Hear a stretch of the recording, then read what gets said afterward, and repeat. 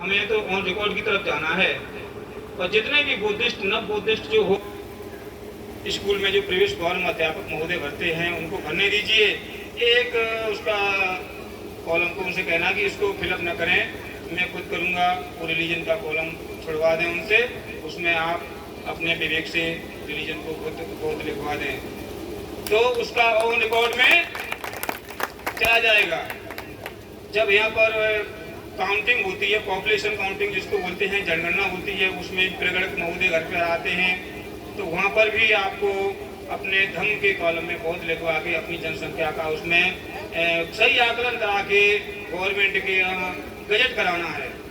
जब तक गवर्नमेंट का गजट नहीं होगा तब तक उनकी संख्या, उनकी निगाह में आप जो पुरानी व्यवस्था के थे उसी बने रहेंगे।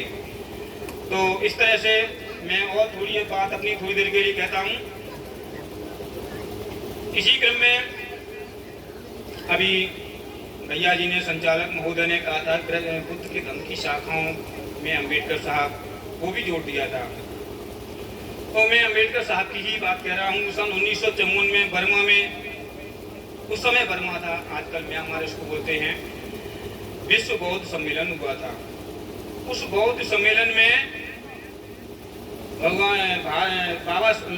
बाबा साहब ने वहाँ पर कहा था कि लोग कहते हैं कि भारत में बुद्ध का धर्म बिल्कुल नष्ट हो गया है, जबकि वहाँ पर ही इसका उदय हुआ था, आज की परिस्थितियों में नष्ट हो गया है।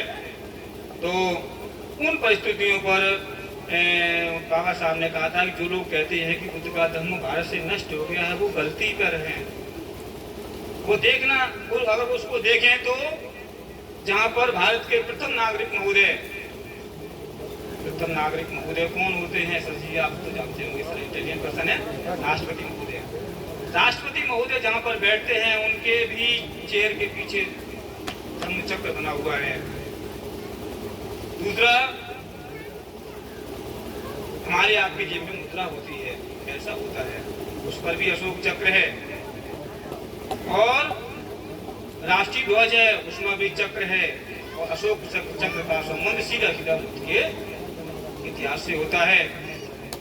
जहाँ जहाँ भी खुदाई हुई है एस्ट्रोलॉजिकल डिपार्टमेंट के द्वारा, वहाँ पर अवशेष जहाँ भी निकलते हैं वो बुद्ध से संबंधित ही निकलते हैं और कोई चीज नहीं निकलती है। तो उन्होंने कहा था कि जो लोग ये कहते हैं बुद्ध का धर्म यहाँ नष्ट हो गया है वो गलती कर रहे हैं। आप बेनामा ग्राम जाते तो स्टाम्प पर भी अशोक की लाट मिलती है। पुलिस वाले अपने सर पर, कंधे पर अशोक की लाट को रखते हैं, सर पर कैप में अशोक की लाट को रखते हैं। तो बुद्ध का धर्म नष्ट कहाँ हो गया है? केवल हमें उसका नॉलेज कम है, ज्ञान केवल उसको जागृत करना है। जिस प्रकार से पौधे में, सूखते हुए पौधे में पानी दिया जाता है और पुनः हरा भरा हो जाता है, ऐसे ही मुरझाए हुए पौधे को पानी देना है। तो पानी देने का काम हम लोगों को, मतलब हमसे छोटी जनरेशन है, वो आने वाली जनरेशन को एजुकेटेड करके देगी। जितना ही एजुकेटेड होंगे उतना ही आप विकास की तरफ चले जाएंगे। बाबा साहब ने अपने भाषण में कहा था कि शिक्षा वो शेरनी का दूध है, जो पिएगा वो तैरेगा और जो नहीं पिएगा वो पछताएगा। जितना ही आप इसको खर्च करेंगे उतना ही बढ़ेगी। और इसको चोर चुरा नहीं सकता है, भाई बांट नहीं सकता है, और मतलब इस जात आपकी जितनी है उतनी है, उतना ही आपका विकास होगा। तो इन सत्यों के साथ मैं अपनी बात को यहीं पर विराम देता हूँ। बाबा सब मंगलम रखंत सब देवता सब बुद्धानुभाविस्ता सोते भवन्ते। बाबा सब मंगलम रखंत सब देवता सब धम्मानुभाविस्ता सोते भवन्ते। बाबा सब मंगलम रखंत सब देवता सब संगानुभाविस्ता सोते भवन्ते। इसी के साथ में एक और धम्पद का की गाथा है कि सब पाप श्रकणं कुशल सुख संपदा सच्चित प्रयोत्पन्नं एकान बुद्धं शासनं। बुद्ध ने पाप पुण्य लाभ, इसका जो भैया ने भी चर्चा किया था, एक ही धम्पद की गाथा बता दिया है कि सब पाप श्रकणं, सभी प्रकार के पाप कर्मों को न करना, कुशल सुख संपदा, कुशल कार्यों को संपादित करना, सच्चित प्रयोत्पन्नं, मन और चित्त की परिशुद्धि को बनाए रखना, यही बुद्ध की देशना है, यही बुद्ध का उपदेश है। इसी के साथ सभी लोगों को मेरी मंगल कामनाएं, मंगल हो, कल्याण हो, सभी लोग सुखी हों। बहुत बहुत साधुवाद बंते जी के द्वारा जो देशना दी गई, आप उससे लाभान्वित हुए। बाबा साहब कहते हैं कि चाहे तुम्हारे पैरों में चप्पल हो ना हो, पर हाथों में किताबें जरूर होनी चाहिए। तो सारा मामला शिक्षा है और शिक्षा से ही ये सारा मामला। अगर शिक्षा आपके पास है तो आपकी प्रगति होना निश्चित है। प्रगति तभी होगी जब शिक्षा आपके पास होगी। ये इतने लोग यहाँ बैठे हुए हैं, आप लोगों में भी जिसने उन्नति की है तो वो शिक्षा के बलबूते पर ही उन्नति की है, ये सब जानते हैं। और जिन्होंने उन्नति नहीं कर पाई है वो भी ये जान लें कि अपने बच्चों को पढ़ाएं, एक रोटी कम खिलाएं, लेकिन उसे पढ़ाई पूरी कराएं। सारा मामला शिक्षा से ही है। अगर शिक्षा है तो सब कुछ है। तभी तो हमारे तथागत ने कहा है कि बुद्धं शरणं गच्छामि, धम्मं शरणं गच्छामि, संघं शरणं गच्छामि। और बाबा साहब ने इसी लाइन को अंग्रेजी में कह दिया है, क्योंकि हमारे लोग पाली तो जानते ही नहीं। तो इसी लाइन को अंग्रेजी में कहा है कि एजुकेट, एगिटेट, ऑर्गेनाइज। और जो हमारे और विद्वान आए बाबा साहब के बाद, उन्होंने इसको हिंदी में कह दिया है। हिंदी में कहा है शिक्षित बनो, संघर्ष करो और संगठित रहो। जो जो महापुरुष अपने अपने समय और परिस्थितियों के हिसाब से आपको समझाने का प्रयास करता रहा है, और हम लोग केवल इनको नारों में ही लेके चले। उनका बस ये नारा है, इसी पे चले चलो, लेकिन इसको प्रैक्टिकली तरीके से हमने अपने ऊपर नहीं उतारा। तथागत बुद्ध ने कहा बुद्धंग, अरे भाई बुद्धि की शरण में जाना है। बुद्धि माइंड, दिमाग यानी कि इसको तेज करना है। एक छेनी रखी होती है, छेनी में जंग लग जाए उसको भी घिसना पड़ता है, उसको भी संघर्ष कराना पड़ता है। जितना वो घिसेगी उतनी उसकी तेज धार होगी। ऐसे ही आपका माइंड, जितनी आप शिक्षा लोगे, नॉलेज लोगे, उतनी आप ज्ञानवान हो जाओगे और आपको ज्ञान प्राप्त हो जाएगा, विज्ञान मिल जाएगा, आपको विज्ञान मिल जाएगा। विज्ञान की जय हो, विज्ञान की जय हो, विज्ञान की जय हो। इसी कड़ी में मैं बुलाना चाहूंगा डॉक्टर आशुतोष साकी जी, आप आए और अपने विचार व्यक्त करें। बहुत बहुत स्वागत है आपका। बहुत बहुत धन्यवाद संचालक महोदय जी। सर्वप्रथम करुणा के सागर, सिंबल ऑफ नॉलेज,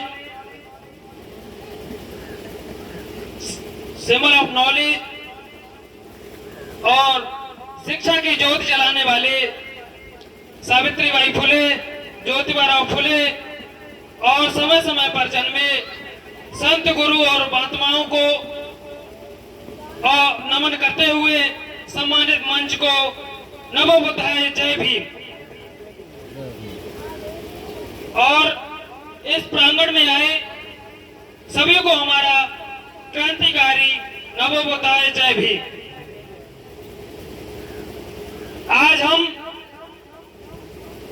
हम देख रहे हैं कि लोगों की संख्या बढ़ी हुई है, जिससे कि लोगों को बहुत ही खुशी हो रही है। हमें भी खुशी हो रही है कि हम कार्य को कर रहे हैं और लोग इकट्ठा हो रहे हैं। हम चाहते हैं ऐसी कम्युनिटी को हम संगठन कहते हैं। हमारे यहाँ लोग कहते हैं संगठन, इसी को हम संगठन कहते हैं। संगठन बनाए नहीं जाते हैं, ऐसे ही बन जाते हैं, इसी को हम संगठन कहते हैं। इसी को एक सूत्र में डॉक्टर B.R. अम्बेडकर ने सभी को, सभी धर्मों को, सभी चीजों को एक एक मोती के रूप में, एक मोती के रूप में बनाया और एक माला बनाई, उसमें पिरोकर उस माला का नाम है भारतीय संविधान, जिससे आज हमारा देश चल रहा है। संविधान की जय हो, संविधान की जय हो, संविधान की जय हो।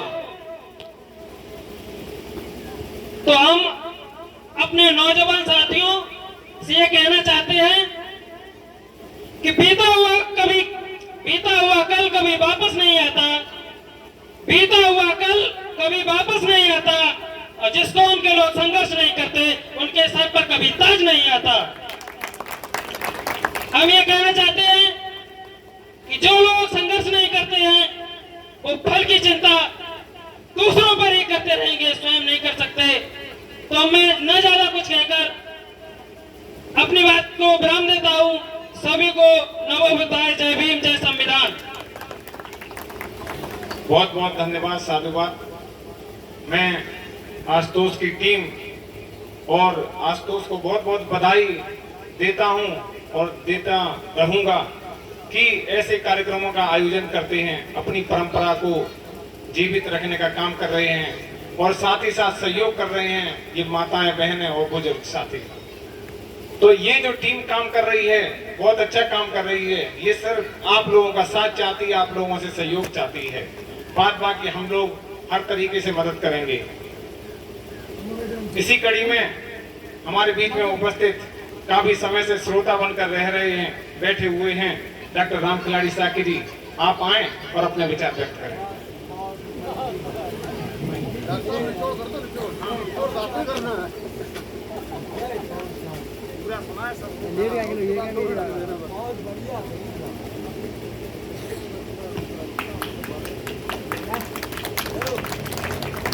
सबसे पहले मैं बुद्ध के चरणों में शीश नवाकर नमन करता हूँ। मंच पे बैठे सभी अतिथिगण को तरफ से हार्दिक अभिनंदन वंदन करता हूँ।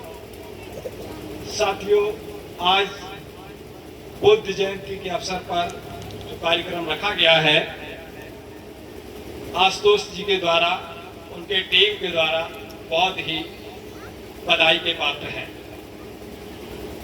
साथियों, भगवान बुद्ध का जब जन्म हुआ तो एक बहुत ही अलौकिक जन्म था, जो आज तक इस तरीके का जन्म कभी कोई सुनने को नहीं मिला होगा। साथियों, भगवान का जब बुद्ध का जन्म होता है, भगवान बुद्ध जब पृथ्वी पे जड़ रखते हैं, उससे पहले कमल के फूल, प्रकृति उन्हें कमल के फूलों द्वारा उनका भव्य स्वागत करती है। साथियों, उस जन्म के पल ठीक 7 कदम चलते हैं भगवान बुद्ध। उसके बाद राजा सिद्धोधन ने उनका जब नामकरण का ऐलान किया, तो नामकरण के लिए योग्य ब्राह्मणों को बुलवाया। तो जब ब्राह्मण आए तो राजा सिद्धोधन ने उनसे पूछा कि इनका नामकरण के लिए राशि के बारे में बताएं, इनके भविष्य के बारे में बताएं। तो कई ब्राह्मणों के अलग अलग तर्क दिए थे। एक ब्राह्मण बोला राजा सिद्धोधन से, महाराज, ये बालक आगे चल के धर्म की स्थापना करेगा, इसकी कोई दूसरी वृत्ति नहीं है। उसी समय हिमालय पे बैठे असित मुनि को मालूम हुआ कि किसी बालक ने जन्म लिया है। जिस वक्त सिद्धार्थ का जन्म हुआ, उस वक्त सारी देवता देवतीगण खुशी से झूम उठे। उन्होंने मंगल कामना की। पूरा ब्रह्मांड संगीत में गूंजने लगा। हिमालय पर्वत पर बैठे असित मुनि, उनका भी मन डोल गया। उन्होंने देखा दिव्य दृष्टि से कि आज इस धरती पे किसी मानव ने जन्म लिया, ऐसा मानव ने जन्म लिया जो पूरा पृथ्वी लोक डोल गया। तो असत मुनि जब उनके महल में आते हैं राजा सिद्धोधन के यहाँ, असत मुनि कहते हैं कि राजन, मुझे बालक के दर्शन करा दीजिए। तो राजा सिद्धोधन कहने लगे कि मुनिवर, अभी तो बालक सो रहा है, जरा उसे जागने दो, उसके बाद कृपया दर्शन करिएगा। असुत मुनि कहने लगे कि राजन, इस तरह के बालक ज्यादा देर तक सोते नहीं हैं। असुत मुनि की आवाज को सुनकर सिद्धार्थ जाग गए, रोने लगे, तो पता चलता है कि सिद्धार्थ जाग गए हैं। उसी वक्त असित मुनि बालक के पास जाते हैं, देखते हैं, चेहरे को देख के उन्हें ज्ञात हो गया कि ये बालक कोई साधारण बालक नहीं है। सबसे पहले उन्हें बालक के 4 परिक्रमा लगाया, दंडवत हुए। दंडवत होने के बाद जब असित मुनि घुटना टेक के नमन किया और जब रोने लगे तो सिद्धोधन को बहुत ही आश्चर्य हुआ। सिद्धोधन कहने लगे, मुनिवर, मैंने आपको जब आपने बालक के चक्कर लगाए तो मैंने आपसे कोई प्रश्न नहीं किया। जब आप दंडवत हुए मुनिवर, मैंने आपसे कोई प्रश्न नहीं किया, लेकिन अब आप जब रोने लगे तो इसका कारण मैं पूछना चाहता हूँ। तो मुनिवर असित मुनि कहने लगे कि राजन, ये बालक कोई साधारण बालक नहीं है। ये बालक आगे चल के एक धर्म की स्थापना करेगा, सारा विश्व इनकी आधार जय जयकार करेगा। इसी के साथ मैं अपनी वाणी को विराम देता हूँ। जय गुरु। बहुत बहुत धन्यवाद डॉक्टर साहब। तथागत बुद्ध से संबंधित जितने भी प्रसंग हैं वो बहुत लंबे हैं, बहुत बड़े हैं, और उसको एक दिन में या 1 घंटे में पूरा नहीं किया जा सकता। हम लोग मुख्य मुख्य बातें बताते हैं, केवल इंटरेस्ट जगाने का काम करते हैं। बस आप उस इंटरेस्ट में अपना इंटरेस्ट दिखाइए। हमारे बीच में एक बेटी है आराध्या, वो कविता के माध्यम से कुछ कहना चाहती है, तो कहाँ है वो?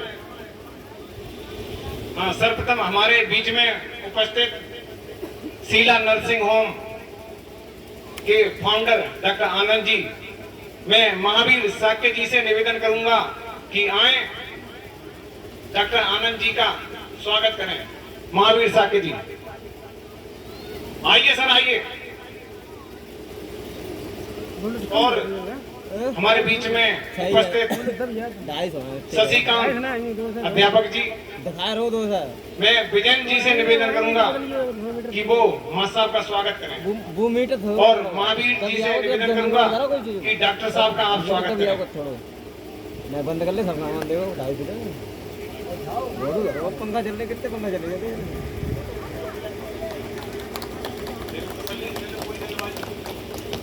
हेलो भाई, तालियां बजाया करें, स्वागत किसी का होगा, कभी आपका भी होगा। जब क्लैपिंग होती है तो ये संचार, जो ब्लड होता है इसका जो है सर्कुलेशन होता है। तो ये सब वैज्ञानिक आंकड़े हैं, रिसर्च है, खोजें। मैं अपनी बात पे पुनः वापस आता हूँ। आराध्या बेटी आ जाओ और अपनी कविता के माध्यम से अपनी बात करो।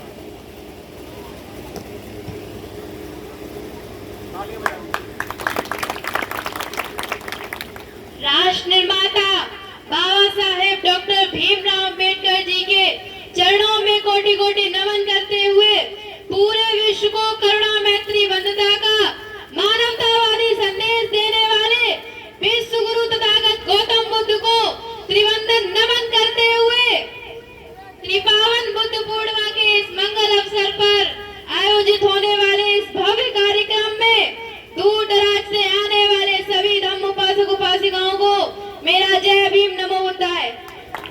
त्रिपावन बुद्ध पूर्णिमा के इस मंगल अवसर पर आप सभी को बधाइयां, और इस आयोजन के लिए और लगातार धम्म क्रांति को आगे बढ़ाने के लिए बुद्ध की पूरी टीम का बहुत बहुत साधुवाद। मैं आराध्या बोध अपने पिताजी श्री मुकेश शाक्य का आभार व्यक्त करती हूँ। मुझे इस बात पर गर्व है कि मेरे पिताजी ने मुझे बाबा साहेब और महान क्रांतिकारों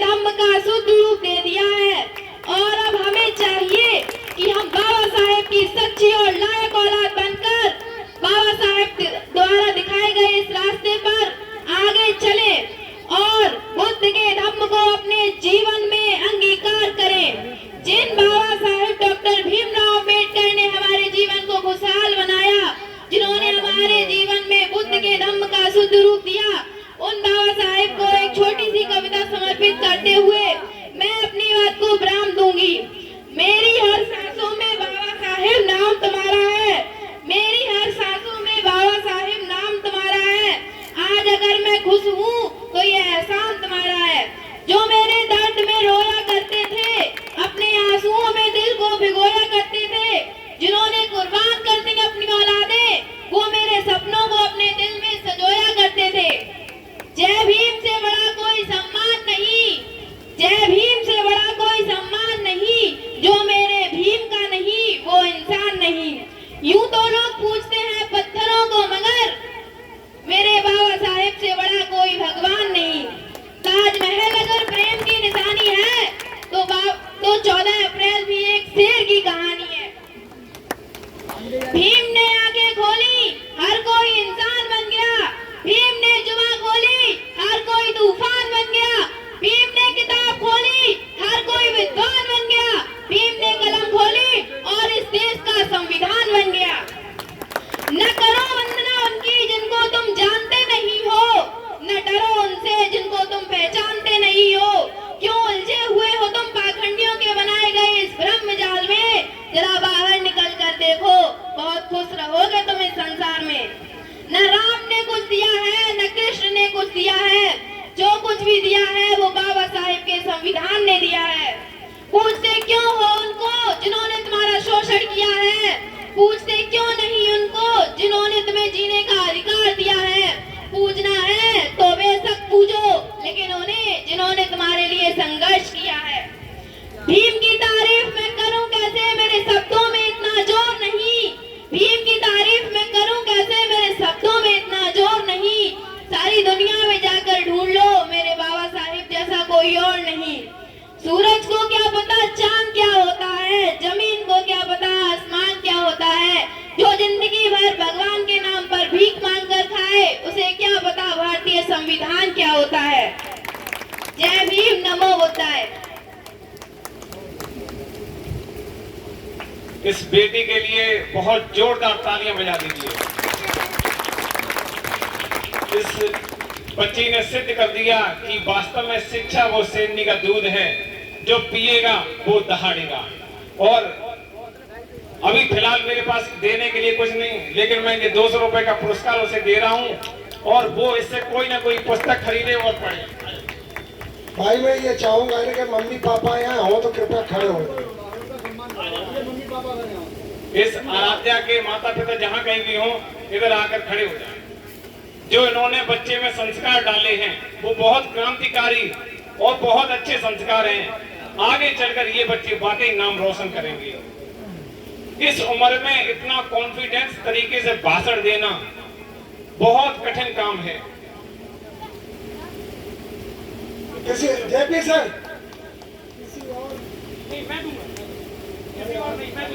हम लोग प्रभावित हुए हैं।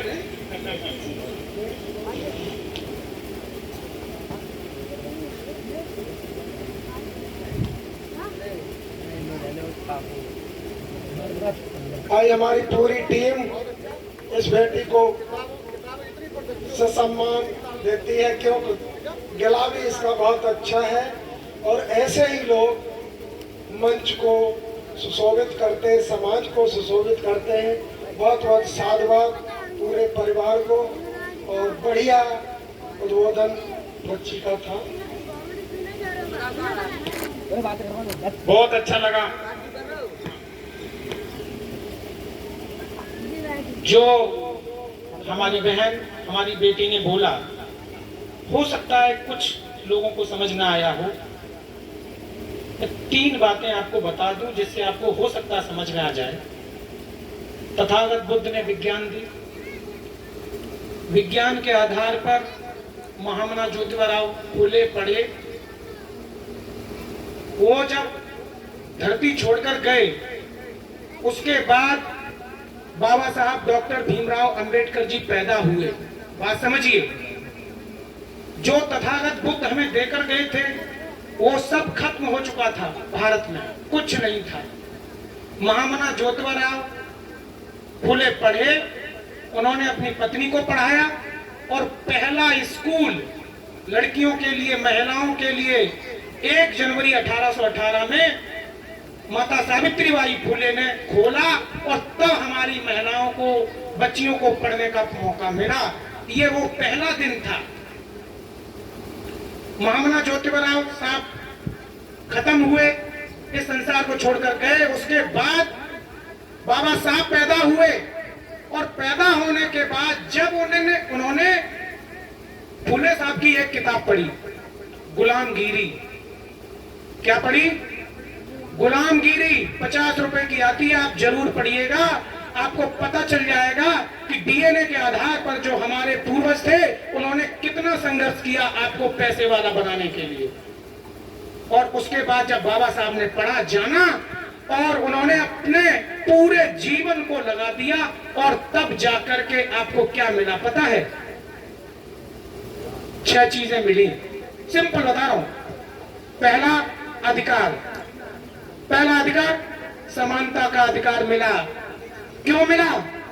क्योंकि समानता का अधिकार नहीं था। समझ रहे इस बात को? बहुत महीन चीज है। 26 जनवरी 1950 को पहला अधिकार मिला, समानता का अधिकार। किसके आधार पर? महामना ज्योतिबा फुले को जब बाबा साहब ने पढ़ा और तभी उन्होंने पहला अधिकार दिया। दूसरा, शिक्षा का अधिकार। शिक्षा का अधिकार समझ रहे? इसका मतलब था ही नहीं पहले शिक्षा का अधिकार, इसीलिए फिर संविधान में लिख कर दिया। तीसरा अधिकार, शोषण के विरुद्ध अधिकार। शोषण जानते हैं? आपका अगर कोई छीन रहा है, आपको मार रहा है, आपको तो उसके विरुद्ध अधिकार दिया। आप बोलेंगे, पुलिस में जाएंगे, आप बच जाएंगे। सारे अधिकार दिए बाबा साहब ने। तो तब जाकर 26 जनवरी 1950 को हमें जो मिला वो तथागत बुद्ध से मिला, महामना ज्योतिबा फुले से मिला और फिर बाबा साहब ने संविधान लिखकर सारे अधिकार दिए। वही बात हमारी बेटी ने, हमारी बहन ने आज बोल के आपको बताई। बहुत बहुत साधुवाद ऐसी बेटियों को जिन्होंने अपने जीवन में ऐसी क्रांति लाई। बहुत बहुत साधुवाद। नमो बुद्धाय। जय भीम, जय संविधान। धन्यवाद, बहुत बहुत धन्यवाद।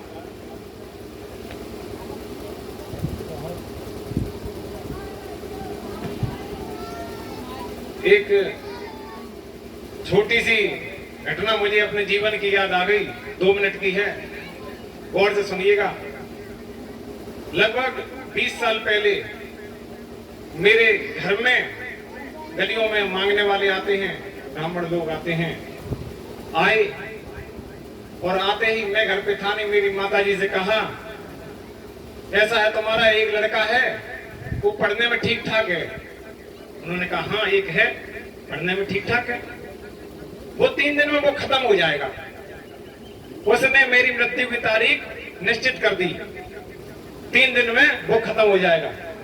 मेरी माताजी जहां खड़ी थी वहीं से एकदम गिर गई, बेसुध हो गई, गिर गई। तो उन्होंने कहा कि उपाय बताओ। वैसे वो उसके ऊपर जो है गोल टोपी है गोल टोपी, अगर बच गया तो उसके ऊपर गोल टोपी है, मतलब कमिश्नर एसपी की, दरोगा भी नहीं, बहुत ऊंचे पद पे जाएगा। गोल टोपी है, रुपया 5100 लगेंगे, बच जाएगा। हमें पहाड़ों पर जाकर बीच में वहां यज्ञ करना पड़ेगा, तभी वो बचेगा। अब घर में इतने रुपए भी नहीं कि जान बचाई जा सके। 5100 रुपए 20 साल पहले बहुत होते थे, इतने रुपए नहीं कि जान बचाई जा सके। 3 दिन तक हमें कैद किया गया। तीसरे दिन हमें कहीं निकलने नहीं दिया कि आज तो बहुत बड़ी 7:30 चल रही है, आज नहीं निकलने देंगे। फिर भी हम खेलते खेलते निकल गए और शाम को वापस आ गए। फोन होते नहीं थे तब, मम्मी रोती रही, मैं बच के आ गया। तो वो जो श्राप दिया था उसने, वो फेल हो गया। कुल मिला के डराया गया, शिक्षा का अभाव था, जानकारी नहीं थी, सोशल मीडिया नहीं थी, और हम ऐसे पाखंड में उलझकर अपना जो कीमती जो रुपया है, जो हमारी शिक्षा में जाएगा, जो हमारे बच्चों की बीमारी में जाएगा, जो हमारी कोई ना कोई जो परेशानी होगी उसको दूर करने में जाएगा, वो हमारा रुपया चला गया दूसरी जगह। तो रुपया आपको बचाना है अपने बच्चों, अपनी शिक्षा के लिए। बाकी श्राप मेरे ऊपर 4 श्राप हैं, अभी 4 श्राप मुझे दिए गए हैं। और अभी तक आपके सामने जीवित हूँ। 4 शराब और हो सकता है कोई एक आधी और दिले। तो इसी कड़ी के साथ मैं बुलाना चाहूंगा डॉक्टर अंशु गौतम, आप आए और अपने विचार उद्गार करें। बहुत बहुत स्वागत है, तालियों से इनका स्वागत कर दीजिए। सर्वप्रथम करुणा के सागर तथागत गौतम बुद्ध जी के चरणों में कोटि कोटि नमन। Bharat Ratna doctor B R. अम्बेडकर जी के कोटि कोटि चरणों में कोटि कोटि नमन। और इस प्रांगण में बैठे सभी धम्म बंधुओं को मेरा क्रांतिकारी जय भीम नमो बुद्धाय। दूसरी बार इस नगर पंचायत कुसमरा में मैं आया हूँ। हमारे मित्र आशुतोष जी ने मुझे बुलाया तो मैं आज बहुत प्रभावित हूँ, क्योंकि इस गांव में, इस नगर पंचायत में पहली बार शिक्षा की शेरनी आराध्या गौतम, आराध्या गौत जो इस नगर पंचायत में मैंने देखी, तो मैं उसका बड़ा तहे दिल से धन्यवाद करता हूँ कि ऐसी क्रांतिकारी बहन को मैं हृदय की गहराइयों से जय भीम नमो बुद्धाय। और मैं से सच्चा अशोक सम्राट का वंशज, अशोक सम्राट की महान क्रांतिकारी बेटी मानता हूँ, जिन्होंने पूरे विश्व पर राज किया था। मैं जानता हूँ कि इस बेटी का जज्बा और जुनून आने वाले समय में विश्व पर ना तो विश्व पर नहीं तो इस भारत में कायम होगा और इस देश की बेटी मंत्री नहीं, मुख्यमंत्री, प्रधानमंत्री बनने के लायक होगी। तो मैं इस गांव के नगर पंचायत के साथियों को मैं कहना चाहता हूँ, युवा साथियों से, इस बहन से सीख लेनी चाहिए जिसने तथागत गौतम बुद्ध, बाबा साहेब और महान सम्राट अशोक को पढ़ा, और जो अशोक सम्राट को नहीं पढ़ा आज वही लोग गुलाम हैं और गुलाम बने रहेंगे। जिसने अशोक सम्राट को पढ़ लिया तो गुलाम नहीं रहेंगे, क्योंकि हम इस देश के शासक थे और शासक है और शासक रहेंगे। बाबा साहब ने कहा था कि शिक्षा वो शैली का दूध है जो पिएगा वो दौड़ेगा। आज बहना ने मुझे ये सिखला दिया कि शिक्षा सर्वोपरि है, शिक्षा से बढ़ का कोई कुछ नहीं है, कि शिक्षा वो शैली का दूध है जो पिएगा वो दौड़ेगा। इसी बात को मैं अपनी बात को विराम करता हूँ। जय भीम नमो बुद्धाय। जय संविधान, जय संविधान, जय संविधान। हाथ ऊपर कर ले सभी धर्मबंधु। जय संविधान, जय संविधान, जय संविधान, जय संविधान। शिक्षा की जय हो, शिक्षा की जय हो, हमारे अधिकारों की जय हो, हमारे अधिकारों की जय हो, महामना फुले की जय हो, महामना फुले की जय हो, पेरियार की जय हो, बाबा साहब की जय हो, माता सावित्रीबाई फुले की जय हो, तथागत बुद्ध की दया हो, तथागत बुद्ध की करुणा हो, तथागत बुद्ध की दया हो। नमो बुद्धाय, नमो बुद्धाय। जय। ठीक है, आप दो कार्यक्रम को अंतिम पड़ाव की तरफ ले चलते हैं। आज के जो कार्यक्रम के अध्यक्ष हैं उनको बुलाने से पहले अगर कोई भी व्यक्ति यहाँ आकर अपनी बात रखना चाहता है तो वेलकम है उसका। कोई रखना चाहता है? ठीक है, तो मैं अंतिम हमारे कार्यक्रम के जो अध्यक्ष जवाहरलाल जी से निवेदन करूंगा कि वो आज कार्यक्रम की जो आज बुद्ध पूर्णिमा के अवसर पर जो हमने कार्यक्रम का आयोजन किया, आप अपना आशीष वचन प्रदान करें। हेलो, नमो तस्सु भगवतो अरहतो सम्मा संबुद्धाः। नमो तस्सु भगवतो अरहतो सम्मा संबुद्धाः। नमो तस्सु भगवतो अरहतो सम्मा संबुद्धाः। आज इस पावन पर्व पर जो भी सभी लोग यहाँ पर उपस्थित हुए हैं उनको बहुत बहुत धन्यवाद देता हूँ, जो कि यहाँ आपने आकर के हमारे सब लोगों के सामने हमारे मन को एक बहुत बड़ी उत्साह बढ़ाया है। पहले हम कभी यहाँ सोचते थे यहाँ पर एक 15 से जगह पड़ी है, यहाँ कोई ऐसा प्रोग्राम होना चाहिए जिससे कैसे हो पाए, तो मैं सोचा कि एक भौतिक मूर्ति होनी चाहिए जिससे कुछ यहाँ सब लोग इकट्ठा होंगे। वो हम लोगों ने यहाँ किसी प्रकार कुछ लोगों की सहायता से यहाँ बनवाई। अब लेकिन ये बात है धीरे धीरे जो वीर था वो खत्म हो चुका है, उसके अंकुर फूटे हैं, ठीक है। तो अंकुर पड़ रहे हैं, हमें बहुत खुशी है वो अंकुरों से, तो आगे चल के पता नहीं कितनी बड़ी शाखाएं बनेगी और आगे बहुत बड़ी एक झाड़ीनुमा पेड़ हो जाएगा।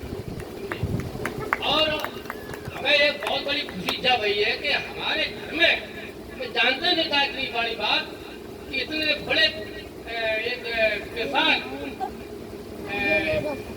फरिश्त में ऐसा मैं कुछ सोचा नहीं था, जो इतनी बड़ी ताकतवर लड़की पैदा हुई, ये पता ही नहीं था। आज मैं उसको छोड़ करके हमें बहुत मेरे दिल में उमंग आ गई है क्या हमारे पास जो भी तन मन धन वो अर्पण करता, कितनी बड़ी खुशी है। और मेरा खेत एक ही उद्देश्य है केवल कि शिक्षित बनो, और जब कहते हैं कि जुआ शराब न पियो, ठीक, जो शराब चीज है सबसे खराब शराब चीज, सबसे अच्छी खराब शराब है सबसे गलत। ये शराब ने बर्बाद कर दिया लोगों को, और जो पीते हैं उनसे पूछ लो घर बर्बाद है, और जिन्होंने पिया है वो भी बर्बाद है। उस दिशा में हम भी हैं, ऐसी बात नहीं है। हमारे घर में जो लोग पीते थे वो लोग घर बर्बाद है, लेकिन हम सभी कहता हूँ भाई शराब छोड़ो, जुआ शराब छोड़ो। और आज कितनी खुशी बात है, सब लोग परिवार पूरा मोहल्ला हमारा आज इकट्ठा है, और ऐसा ही इकट्ठा बना रहा। एक दिन यहाँ पर बहुत बड़ा क्रांतिकारी, मतलब बहुत बड़ा यहाँ पर प्रकार का इतनी संगठन हो जाएगा कि हमारे मोहल्ला में जो भी कोई काम होगा सब एक होकर रहेंगे और सब एक ही होकर रहेंगे। धन्यवाद।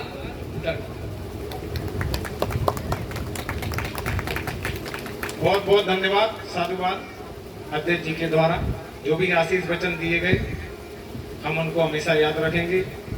और आप लोगों ने जानकारी लेकर साधना की, अब साधना के बाद ज्ञान लिया, जो उसको स्थिर बनाए रखने के लिए, जैसे तथागत बुद्ध को जब खीर मिली तब उनको ज्ञान प्राप्त हुआ, तो वो खीर यहाँ भी उपस्थित है, उसको आप लीजिए और अपने ज्ञान को स्थिर रखिए और 4 लोगों को और बताइए। उसके बाद आलोक यादव जी अपनी कुछ 1 मिनट की बात कहना चाहते हैं। स्वागत है सर आपका। मेरे 2 सुझाव हैं। एक तो आशुतोष जी जो ये कार्यक्रम कर रहे हैं, ये मैं 2 साल से आ रहा हूँ। मैं ये चाहता हूँ कि अगली साल यहाँ पे धम्म यात्रा का आयोजन किया जाए और उसके लिए कमेटी गठित की जाए, लगभग 30 लोगों की। और मैं उसमें ये भी चाहूंगा कि 30 लोगों में 15 लोग साकी समाज के होंगे और 15 लोग अन्य बैकवर्ड कास्ट से संबंधित होंगे, और SC ST सारे OBC जो भी होंगे सारे 15 अन्य होंगे, क्योंकि हम सिर्फ तथागत को सीमित नहीं रखना चाहते। जिस तरह से डॉक्टर BR अम्बेडकर सीमित नहीं है, किसी एक के नहीं है, किसी जात विशेष के नहीं है, उसी तरह से तथागत किसी जात विशेष के नहीं हो सकते। उनके जो अनुयायी हैं वो उन सभी के हैं। तो मैं चाहता हूं जो एक गठन करें कमेटी का, उसमें हम भी सहयोग करेंगे, और जो धम्म यात्रा अगले साल हम निकालेंगे उसके आयोजक एक साक्ष्य समाज से होगा और एक अन्य जो भी होगा हम उसका चयन कर लेंगे, और जो उसके खर्चे का मसला आएगा, जैसे संभव होगा, जो बचेगा आप लोग सहयोग कर लीजिए आपस में, जितना कम पड़ेगा उसके लिए मैं उत्तरदायी रहूंगा, वो इशू नहीं है। दूसरा, मैं इस बिटिया के पिताजी से कहना चाहूंगा कि इस बिटिया को पढ़ाइए अच्छे से, मेहनत से। अगर वहां कोई समस्या आती है तो मैं कुछ मरादा ही रहने वाला हूँ। मैं बहुत बच्चों को पढ़ा चुका हूँ, 150 बच्चों को काशीराम कॉलोनी में पढ़ाया मैंने। समय का अभाव है, व्यापार ऐसे मेरे सुबह 5 बजे से शुरू हो जाते हैं, इसलिए अब नहीं पढ़ा पा रहा हूँ। तो कभी कोई किसी प्रकार की समस्या है तो आप मुझसे संपर्क कर सकते हैं किसी तरह की। और इसकी पढ़ाई के साथ साथ इस तरह के जो कार्यक्रम आयोजित होते हैं अपने आसपास, वहां इसको भेजिए।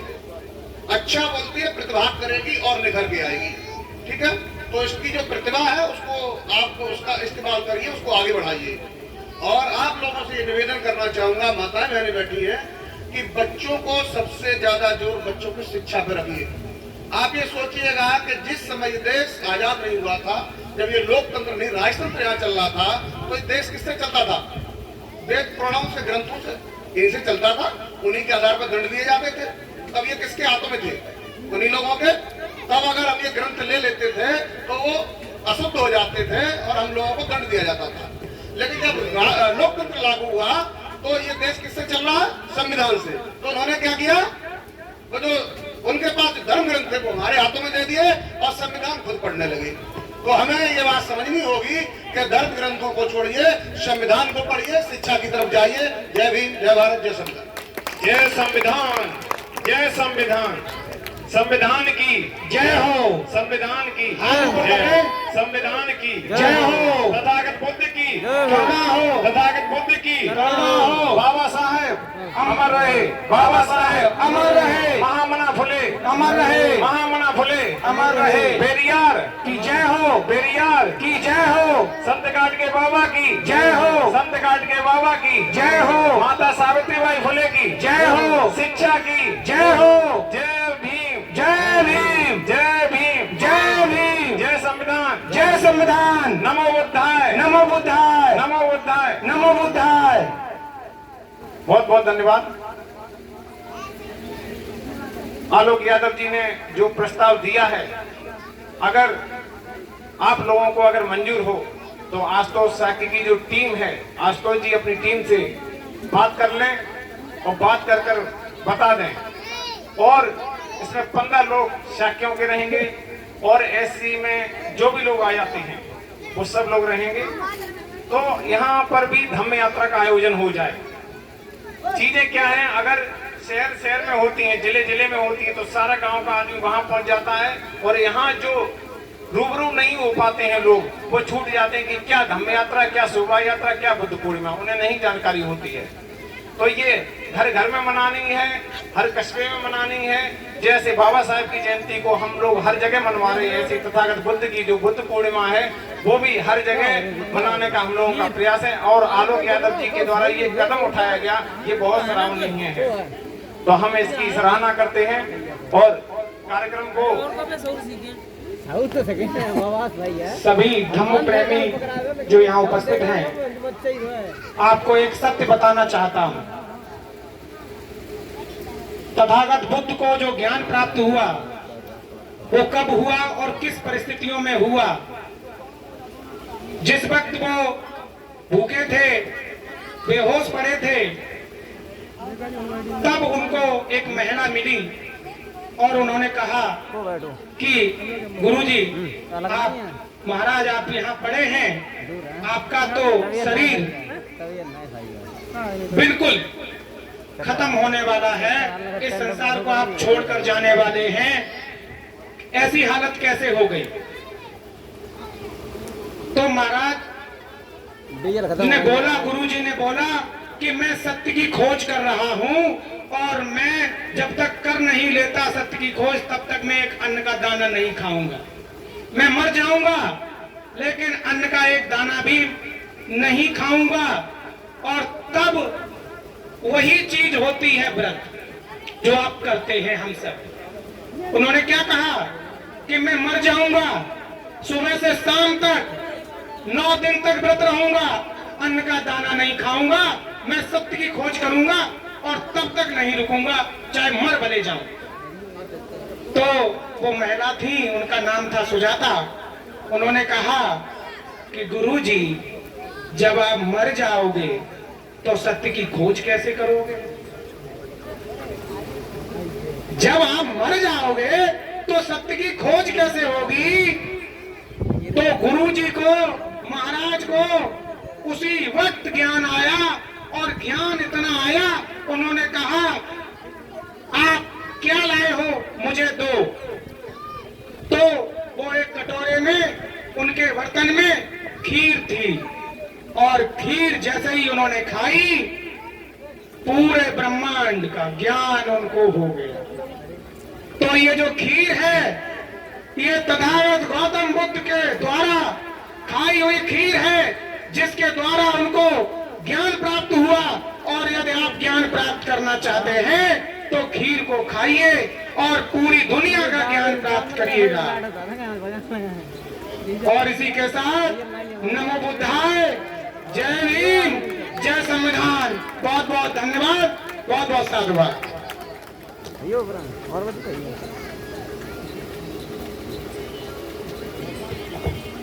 आशुतोष की टीम से निवेदन करूंगा कि वो खीर वितरण का कार्यक्रम करवाएं, सभी लोगों में खीर पहुंचवाएं।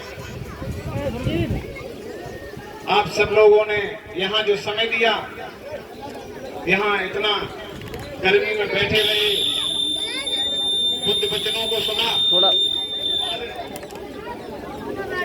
इसके लिए आप सबका बहुत बहुत आभार, धन्यवाद प्रस्तुत करता हूँ। और कार्यक्रम की समाप्ति हो ही गई है। आप बिल्कुल फ्री हैं, आप उठ सकते हैं, उधर उधर टहल सकते हैं, लेकिन बिना खीर खाए मत जाइएगा।